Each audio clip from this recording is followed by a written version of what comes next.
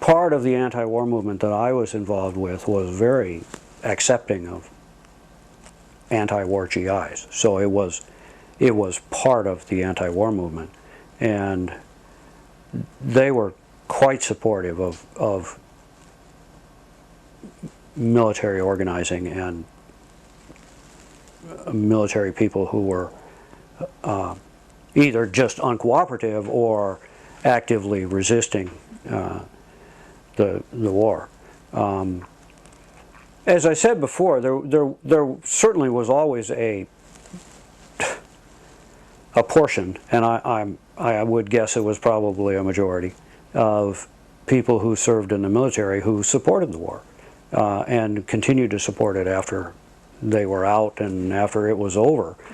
And you know, I would run into them from time to time, and particularly at demonstrations and stuff, and they would be vocally opposed to what we were vocally in favor of. And so there certainly was an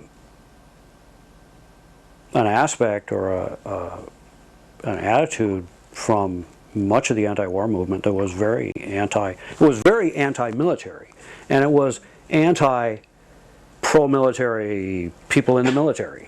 And so, yeah, I think there was a substantial amount of hostility towards returning soldiers, and not without reason. The way the war was fought was brutalizing to both sides, so that it caused American soldiers to devalue human life. I mean, and that's the point of it.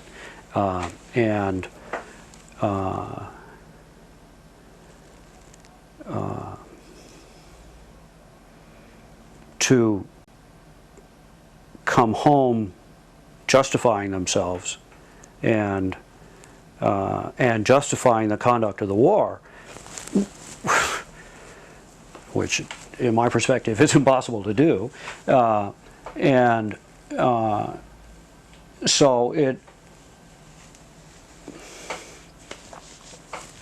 inevitably led to political divisions that still exist. I mean, you could see that pretty dramatically in last year's election.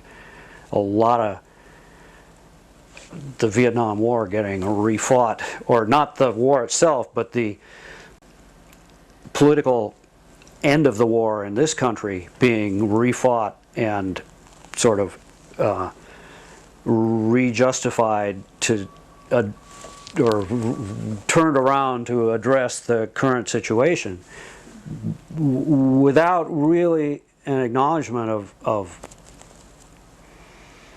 a lot of the widespread atrocities. I mean, it really wasn't just My Lai. There was a lot of unjustifiable actions that the U.S. forces took both collectively and individually.